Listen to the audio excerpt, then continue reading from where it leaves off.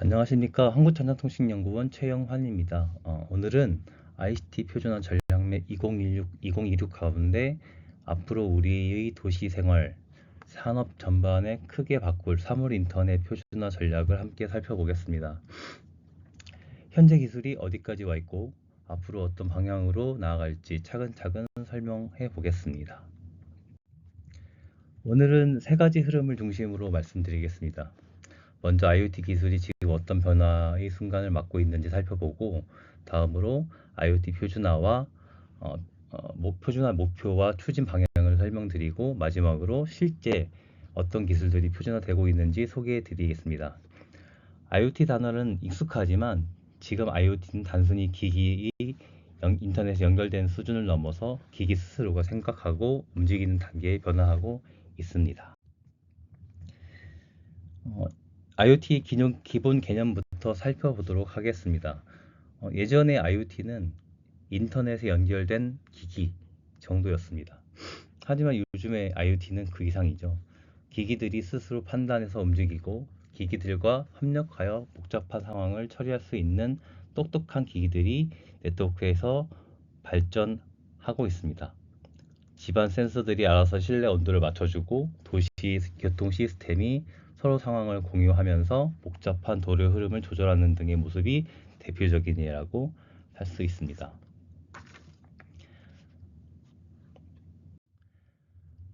IoT는 크게 디바이스, 네트워크, 플랫폼 세 부분으로 구성이 됩니다. 이 세 가지가 함께 작동하여 결국 더 편리하고 안전한 서비스를 만들어냅니다. 사실 예전에 스마트폰으로 보일러 켜는 것 이런 정도의 전부였죠. 근데 지금 보면 방향이 집안이 센서들을 활용해서 생활 패턴 그리고 날씨까지 고려해서 알아서 난방을 해주는 것으로 변화하고 있는 단계라고 볼 수 있습니다. 스마트팜에서는 센서가 실시간으로 토양을 측정하고 인공지능이 언제 얼마나 물을 줘야 될지 자동으로 판단을 하게 됩니다. 이러한 기능들이 제대로 작동하려면 각각 기기들이 어떤 정보를 보내고 받을지 그리고 어떻게 대화할지에 대한 그런 공통적인 규칙, 이것이 바로 표준이죠. 이것이 필요합니다. 그래야 다양한 서비스가 자연스럽게 확장될 수 있습니다.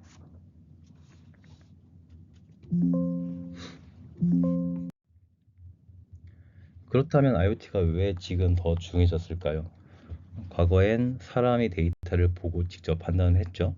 이제는 데이터 양이 너무 많아져서 속도도 빨라졌고, 그래서 사람이 일일이 다 처리할 수가 없다라는 겁니다. 그래서 기기 스스로 판단하고 협력하는 구조가 좀 더 필요하게 되었고요.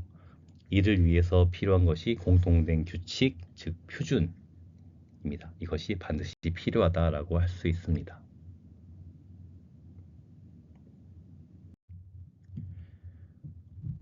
본 장표는 참고로 보여드리는 표준 기술 분류입니다. 여기 보시는 분류표는 IoT 기술이 어떻게 범주로 나눠져 있는지를 보여주고 있는데요. 이 분류표는 현재 전략맵 2026번 버전에 나와 있습니다. IoT는 다양한 기술이 한꺼번에 작동을 해야 하기 때문에 서로 잘 맞춰 돌아가도록 만드는 공통의 약속이 특히 중요합니다. 마치 오케스트라가 조화를 이루기 위해서 악보를 필요로 하는 것과 같다라고 보시면 될 것 같습니다.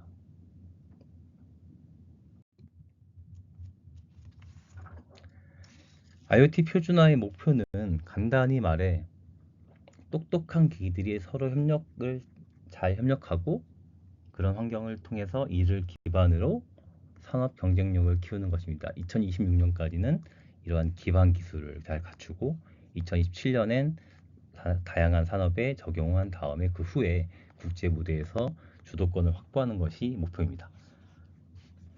전략은 네 가지입니다. IoT에서 AI를 활용을 확대하고 통신을 더 빠르고 효율적으로 전력 소모를 적게 하고 로봇과 IoT가 자연스럽게 함께 움직이도록 만들고 여러 산업에 쓸 수 있는 다양한 서비스를 확장하는 것입니다.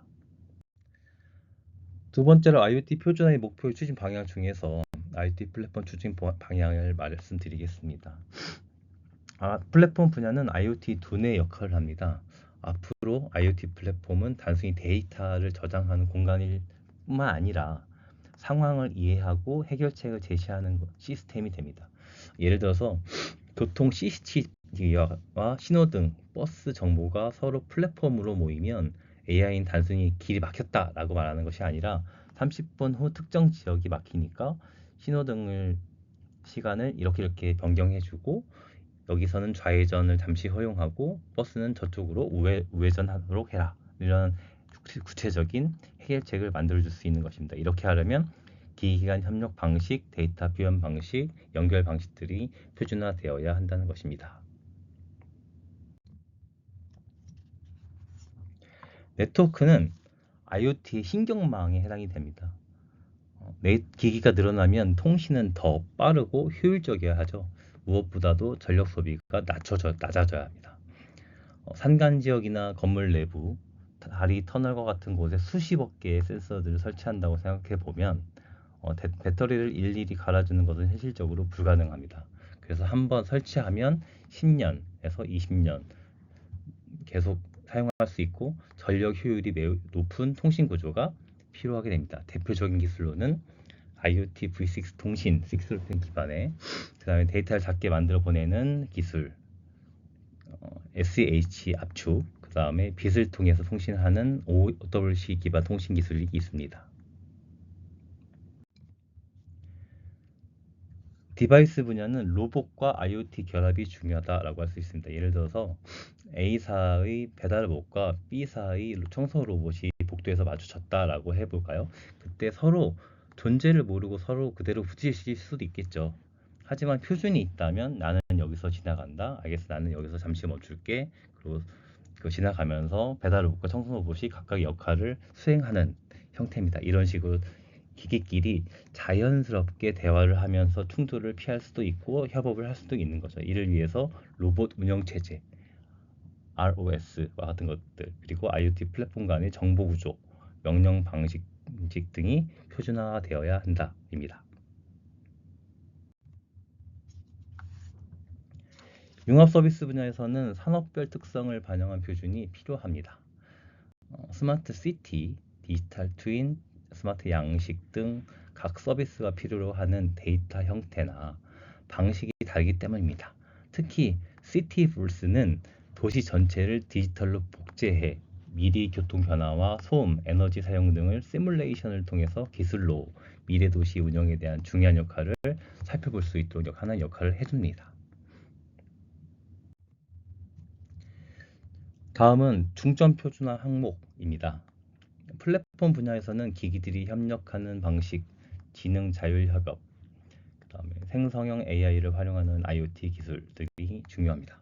네트워크 분야에서는 빛으로 통신하는 기술, 그다음에 데이터를 작게 만들어서 보내는 기술 등이 핵심입니다. 예를 들어서 스마트 가로등이 통신 기능까지 갖춘다면 자율자동차와 직접 정보를 주고받으면서 교통 흐름을 좀 더 안전하게 만들 수도 있습니다.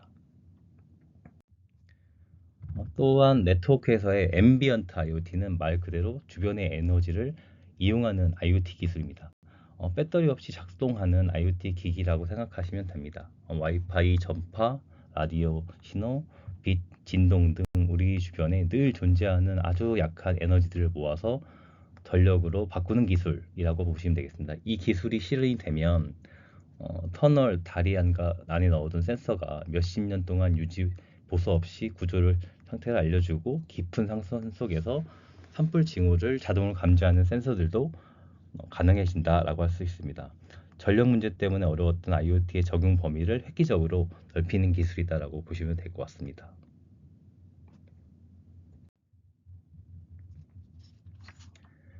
다음으로는 시티버스인데요.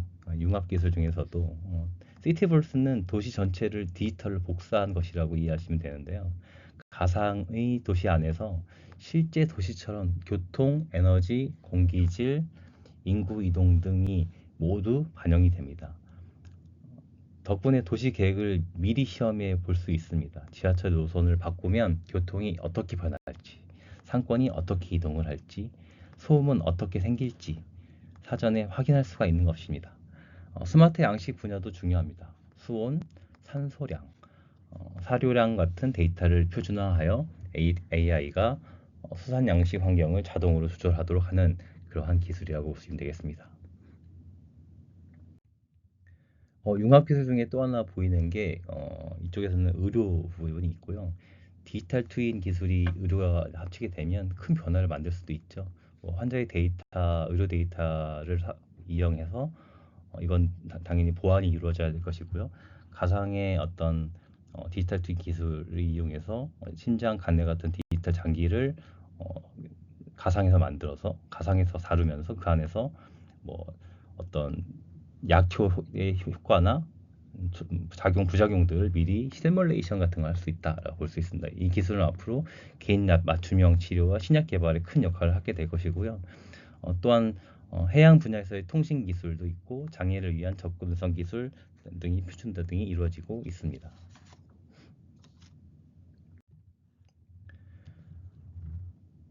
이제는 그 기술 표준 현황을 보여주는 육각 그래프를 보도록 하겠습니다. 이 그래프는 국제 표준화 수준, 그다음 국내 기술 수준, 국제 표준 기여도, 국내 표준 기여도, 시장 영향력, 특허 확보 가능성 등 6가지 요소를 육각 그래프로 평가한 것입니다. 지능 사물 협업 기술은 전체적으로 고르게 높고 생성형 AI 기반 IoT는 시장 영향과 특허 가능성이 특히 높다라고 볼 수 있습니다. 네트워크 분야에서는 두 기술을 비교해 보겠습니다. OWC 즉 빛으로 통신하는 기술은 성숙 단계에 접어들었다고 볼 수 있고요. 국제 논의도 상당히 활발하다라고 볼 수 있습니다. 반면에 앰비언트 IoT 기술은 시장 잠재력은 크다라고 볼 수 있지만 국제 표준화는 아직 시작 단계라고 좀 볼 수 있겠고요. 어, 이런 것을 볼 때 잘 다져진 기술, 그 다음에 앞으로 해야 될 기술들이 존재한다고 보시면 될 것 같습니다. 그 다음으로는 ROS IoT 연동 기술과 CTverse 기술입니다. ROS 연동은 로봇 산업 성장에 함께 시장 영향이 빠르게 커지고 있고 특히 특허 확보 가능성이 상당히 높다고 볼 수 있습니다. 시티볼스는 아직 상당히 초기 단계이지만 도시 운영 전체를 변화시킬 수 있어 장기적으로 영향력이 크다라고 볼 수 있습니다. 요약하자면 단기적으로는 ROX 연동 기술이 성과를 낼 가능성이 크고 장기적으로는 시티볼스가 도시 운영 등 혁신을 가질 가능성이 크다라고 판단하시면 될 것 같습니다.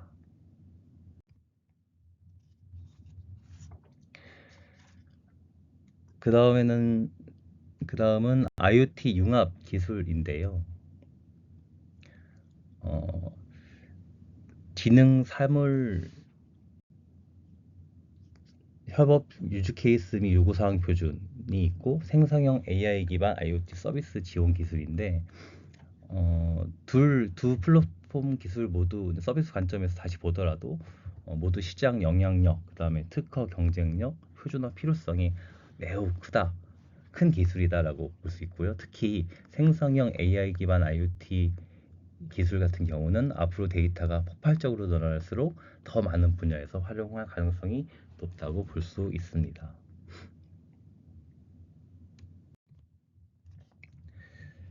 표준화는 이제 연구 개발과 밀접하게 연결되고 있습니다. 사실 연구된 기술이 표준이 되고 그 표준이 다시 산업 현장 혹은 연구 분야에서 재활용이 되면 재적용이 되면서 기술 경쟁력을 높이게 되는 구조가 점차 자리잡게 되는 것입니다. 이상으로 사물 인터넷 표준화 전략을 소개해 드렸습니다. 마지막으로 한 말씀 드리면 IoT는 AI, 로봇, 디지털 트윈과 결합을 해서 앞으로 기술이 중심이 될 것이다. 기반 기술로서 역할을 할 것이다 라고 판단이 되고요. 표준은 이러한 기술들이 서로 충돌하지 않고 안전하게 우리 사회와 산업 속에 들어와서 기본 규칙이 되는 어떤 그러한 역할을 수행할 것이다 라고 볼 수 있고 앞으로도 이러한 지속적인 표준화를 통해서 기술 발전이 우리 삶에 도움이 되도록 하자 되도록 노력하면 좋겠다라는 게 제 의견입니다. 이상입니다. 경청해 주셔서 감사합니다.